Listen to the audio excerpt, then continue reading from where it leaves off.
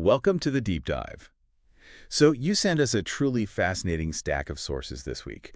It's a mix of some foundational science texts and, your own personal notes. Yeah, and it's really all about the intricate mechanics of our environment. Right.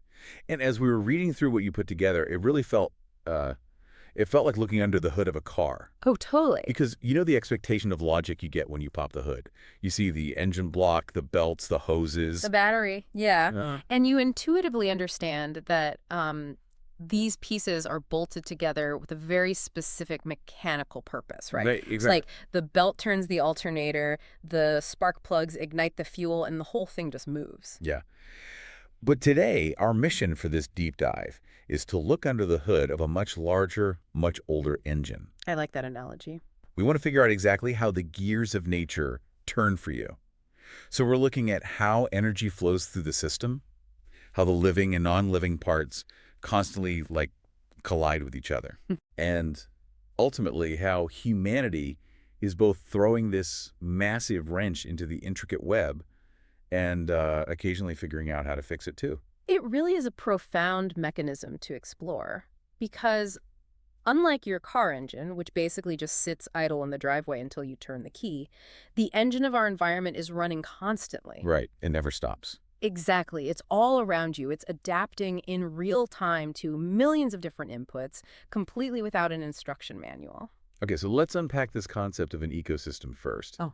Because I think that word gets thrown around so much that it kind of loses its meaning. It definitely does. Yeah, we tend to picture these vast, untouched rainforests or like the deep ocean. Right, the National Geographic version of nature. Exactly. But looking at your source material, the real focus isn't just the biological stuff. It's not just the plants and animals. No, not at all. It's the constant friction between those living organisms and the physical stage they actually live on. Yeah. The temperature, the wind, the rainfall, the minerals in the dirt. And that friction, it doesn't require 1,000 acres of wilderness to happen. Right. I mean, a simple garden in your backyard is a fully functioning ecosystem. The rose bushes, the frogs, the soil quality, the amount of sunlight hitting the leaves, they are all in this constant negotiation. Yeah, it's happening right there. Exactly. A crop field is an ecosystem. Even an aquarium sitting in your living room is a human-made ecosystem. Oh, the aquarium example is great. Yeah, because you have fish, you have oxygen pumps, aquatic plants. It is a self-sustaining web operating right there on a coffee table. Which perfectly sets up a question that kept popping into my head as I was reading all this. Okay, what's that? Well, if an ecosystem is this massive interconnected engine, whether it's a tiny aquarium or a giant forest, what is the fuel? Ah, Like, how does energy actually enter and move through this web? Yeah. Because the sources point out that it all starts with the producers, right? The green plants. that's the producer. But they are wildly inefficient. I mean, of all the solar energy bombarding their leaves every single day, they only capture about 1% to convert into food. It's true. Just 1%. That blows my mind. It sounds almost like an evolutionary design flaw when you first hear it, doesn't it? It really does. Like, nature should have optimized that by now. Well, but consider what a plant is actually doing at a cellular level. Yeah. It's not just, it's not passively catching sunlight like a solar panel charging a battery. Okay. It is taking invisible solar radiation and using it to physically tear apart carbon dioxide and water molecules. Oh, wow. Yeah, to build solid sugar. Building those chemical bonds is incredibly hard work, which is why 99% of that solar energy just bounces off, passes right through, or is lost as heat. Okay. That makes a lot more sense. Yeah. But still, that tiny 1% is literally the foundational fuel for almost all life on Earth. Yep, it's the starting line. That's the starting line for the food chain. Yeah. So from the producers, the energy moves to the primary consumers, like the herbivores, and then to the secondary consumers, the carnivores, and so on. But the journey of that energy is pretty brutal. Brutal is the exact right word for it. The text outlines this massive thermodynamic tax at every single step, which we call the 10% rule. Yeah, I was trying to wrap my head around this. So if a primary consumer, let's say a deer, eats a plant, Mm-hmm. it loses a staggering 90% of the energy that plant produced. Exactly, 90%, yeah. And only 10% is actually turned into body mass for the next level to consume. Yeah. Why is the loss so massive? Where does it all go? Well, because the energy doesn't just vanish into thin air. Hmm. Think about the sheer metabolic cost of just staying alive. Like just existing. Right. That deer is burning massive amounts of energy just to maintain its internal body temperature. Oh, shit. It's burning energy to run away from predators, to physically chew and digest the food it just ate, to pump blood, to reproduce. So it's using the energy, not just storing it. Exactly. Most of that energy is ultimately radiated out into the environment as heat. So by the time a secondary consumer, say, a wolf, eats that deer, The wolf is only getting 10% of the 10%. you got it. The best way I can describe this, like the analogy that came to me, is like a terrible currency exchange rate. Oh, I like where this is going. Yeah, imagine you're traveling and you have to cross 3 international borders. And at every single border, the customs agents take 90% of your money just for the privilege of crossing. That would be a nightmare. Right. By the time you get to your final destination, you have absolute pennies left. You know, what's fascinating here is the absolute strict directionality of this entire process. What do you mean? Well, the flow of energy is entirely unidirectional. The energy that the leaf captured, it never reverts back to the sun. Right, obviously. And the energy the deer burn to stay warm never goes back to the plant. It moves up the chain, diminishing massively at each level, and it is gone from the previous level forever. That makes total sense. Actually, And that's why food chains rarely exceed 3 or 4 steps, right? exactly. Because after 4 trophic levels, there simply isn't enough usable energy left to sustain another predator. You need a literal mountain of grass to support a handful of deer. Just to support one single wolf at the very top. Right. And it goes deeper than just the numbers, too. It dictates the entire structure of populations. The producers must always outnumber the consumers by vast margins just to keep the engine running. But, reading this section actually made me physically pause. Why is that? Because I realized if energy flows strictly up and a higher level animal like a tuna has to consume thousands of smaller fish over its lifetime just to get enough energy to survive, what happens if those smaller fish are contaminated? Now you've hit on the terrifying vulnerability of the entire engine. You're talking about biological magnification. Right, because in our modern agricultural practices, we use a lot of pesticides and synthetic chemicals to protect crops from disease. We do. But those chemicals don't just stay neatly on the surface of the leaf. They wash down into the soil, they run off into the local water bodies, and they get absorbed by the plants right along with water and natural minerals. But here is the crucial mechanical difference between those chemicals and the energy we were just talking about. Okay. Energy burns off. Energy is lost as heat, right? Right, the 90% loss. Exactly. But agricultural chemicals are engineered specifically to be non-degradable. They do not break down easily. Furthermore, many of them are fat-soluble. Meaning they get stuck in the body. Yes, they physically integrate into the tissue of the organism. So when a small fish eats 1,000 contaminated aquatic plants, that fish retains all the toxins from all 1,000 plants in its body fat. Oh, wow. And then a larger fish eats 100 of those small fish. Right. So the concentration of the toxin doesn't just add up, it increases exponentially at each trophic level. Which is why it's called magnification.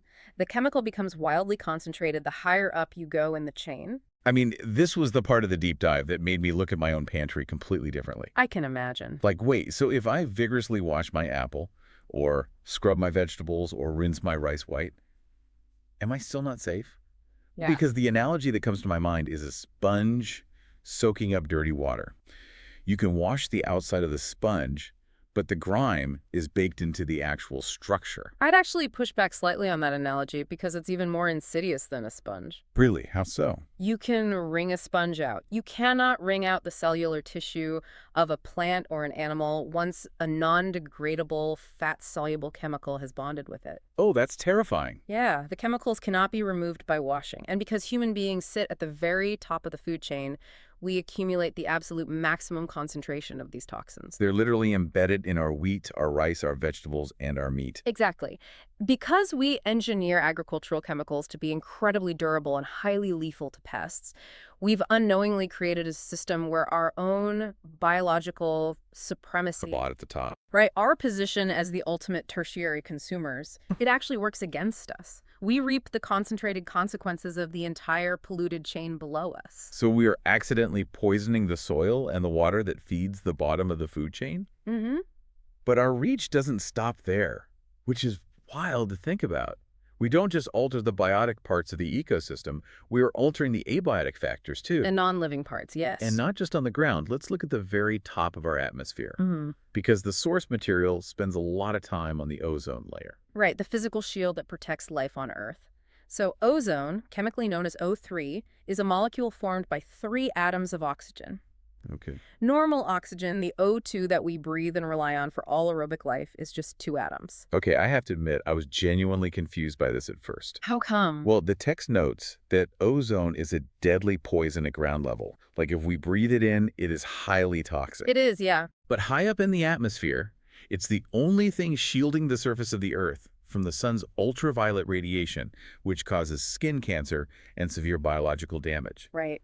Why is it saving us in the sky, but poisoning us on the ground? Think of it like a highly aggressive guard dog. Okay, a guard dog. If that guard dog is running loose in your living room, it is terrifying and a direct threat to you. Yeah, I wouldn't want that. But if that exact same dog is patrolling the perimeter of your house outside, keeping out intruders, it is exactly what you want, keeping you safe. Okay, I like that. That makes sense. So how does the dog get on patrol? How does it form up there? It's a really fascinating bit of atmospheric chemistry. The higher energy UV radiation from the sun actually strikes normal O2 molecules in the upper atmosphere. Okay. And the energy is so intense that it splits those molecules apart into free individual oxygen atoms. Single O's floating around. Exactly. These solo atoms are highly unstable and reactive, so they quickly latch on to remaining intact O2 molecules, forming O3, ozone. But in the 1980s, we realized we were actively killing the guard dog. We were. The amount of ozone in the atmosphere began dropping sharply.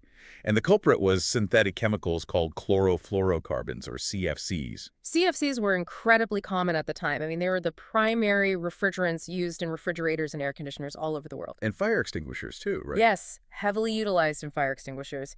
And when these CFCs leaked and drifted up into the stratosphere, the UV radiation broke them down, releasing chlorine atoms. And chlorine is bad news up there. Very bad. A single chlorine atom acts as a catalyst.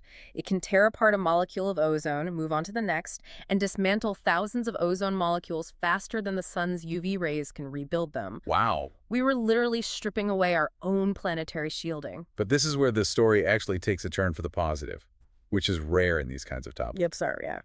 In 1987, the United Nations Environment Program, the UNP, stepped in. They forged this massive international agreement to freeze CFC production entirely at 1986 levels. Right. And today, it is universally mandatory for all manufacturing companies to make CFC-free refrigerators across the globe. If we connect this to the bigger picture, it is a staggeringly important precedent. How so? Well, we spend so much time immersed in overwhelming environmental doom, whether it's biological magnification or habitat loss. Yeah, it gets depressing. It does. But the 1987 UNEP agreement stands out as this profound, almost miraculous moment of human collaboration. The global community recognized an existential, abiotic threat, convened, agreed on the underlying science, completely overhauled a massive global industry, and successfully reversed the damage. They actually fixed it. Yes, it is proof that humanity can course correct on a planetary scale. It's wild, though, that we successfully engineered a solution for invisible molecules 15 miles above our heads. Yet we are completely paralyzed by the physical trash we hold on our hands every single morning. Like, we save the sky, but we are drastically failing in our own garbage cans. The whole throwaway culture. It is a stark contrast, for sure. The core issue here lies in the biological mechanics of degradation. Okay, break that down for me. We classify waste as either biodegradable or non-biodegradable. And the difference all comes down to enzymes. Right, enzymes. As the sources remind us, the food we eat is digested by various enzymes in our bodies, but enzymes are highly, highly specific in their action. A specific enzyme is required to break down a specific molecular substance. Here's where it gets really interesting for me. The text points out that we cannot get energy from eating coal. Right. Simply because our bodies do not possess the specific enzyme required to break coal down. Exactly. Nature has spent billions of years forging this massive, incredibly diverse biological key chain. A key chain. Yeah, think of enzymes as keys and the substances they break down as locks. Oh, I love that. So if a tree falls or an animal dies or an apple core is tossed in the dirt, Nature has a bacteria or a fungus equipped with the exact right key to unlock that organic material. To break it down. Right, to break its molecular bonds and return the simple inorganic substances back to the soil to be used by plants again. The cycle of the decomposers. They're basically the essential cleanup crew. Exactly. They keep the engine running smoothly. Wait, but then humans come along and we invent synthetic plastics. Yes, we do. We essentially invent a brand new complex padlock. And we manufacture millions of tons of them, tossing them out into the forest and into the oceans. And nature looks at this plastic padlock, searches through its billions of keys, and realizes it simply doesn't have the key to open it. Bacteria cannot digest human-made plastics. And because they lack that specific enzyme, the plastics just sit there. The textites, they can only be broken down by intense physical processes like heat and extreme pressure over immense geological periods of time. So our solution is usually just to try and replace the plastic with something else. Right, and this raises an important question about how we try to solve these massive waste problems. Because even our best intentions often hit a wall of ecological complexity. The source material shares a fascinating anecdote about disposable cups on Indian trains that perfectly illustrates this trap. Oh, the train cups. This blew my mind. Okay, let me try to explain this. Go for it. So decades ago, tea on these trains was served in reusable plastic glasses. The vendor would collect them, wash them, and reuse them. Right. But obviously there were hygiene concerns.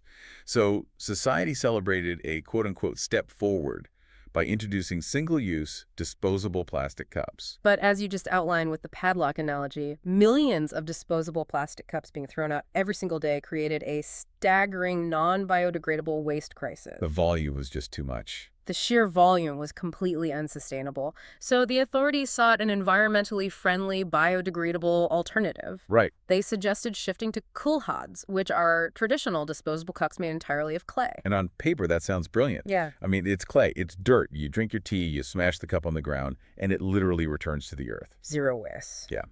No plastic padlocks. Problem solved, right? It sounds perfect until you look at the scale of the ecosystem. The law of unintended consequences totally took over. What happened? Making these clay kulhads on a massive industrial scale for millions of daily train commuters required vast amounts of clay. Oh, right. And where do you get that clay? By digging up the earth.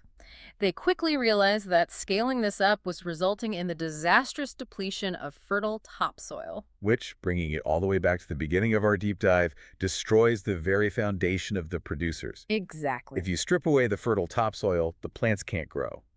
If the plants can't grow, they can't capture that 1% of sunlight, and the entire food chain collapses. Trying to solve a problem at the end of the line waste disposal almost destroyed the beginning of the line soil fertility. That's crazy. They eventually had to pivot to disposable paper cups. But the Kulhad story is a sobering reminder of how difficult environmental problem solving really is. Yeah, you can't just change one thing. Yeah, you cannot tweak one variable in an ecosystem without sending ripples through the entire web. So what does this all mean? When you step back and look at the whole picture, it is incredibly humbling. It really is. From the 1% of sunlight that manages to hit a leaf and power the entire planet, to the poisons traveling exponentially up the food chain, to our dinner plates. From our incredible global triumphs in repairing the ozone layer, to our messy daily struggles trying to figure out what kind of coffee cup won't destroy the earth. Yeah. Every single choice you make, every piece of waste you toss, is an interaction with this delicate, heavily taxed engine. It is a machine that demands our respect and our constant vigilance. Absolutely. But I want to leave you with a final thought to mull over, building directly on that lock and key enzyme analogy we were talking about earlier. Okay, hit me. We know that nature is not static. It is constantly mutating, constantly adapting to new environments. Right. What happens if, over millions of years, or perhaps much sooner, bacteria finally do evolve the key? Wait, what do you mean? What if microorganisms develop the specific enzymes needed to rapidly digest synthetic plastic? Oh, wow. On one hand, it sounds like the ultimate salvation for our overflowing landfills and polluted oceans. A natural cleanup crew for our biggest mistake. Yeah, that sounds amazing. But think about the unintended consequences. Oh, no. What would happen to our modern infrastructure if the very plastic pipes delivering our water, the insulation wrapped around our electrical wires, and the components holding our cities together suddenly became an all-you-can-eat buffet for a new plastic-eating microbe? That would be chaos. Would it save our environment, or would it be a terrifying disaster for modern civilization? It really makes you wonder who is actually under the hood turning the wrenches.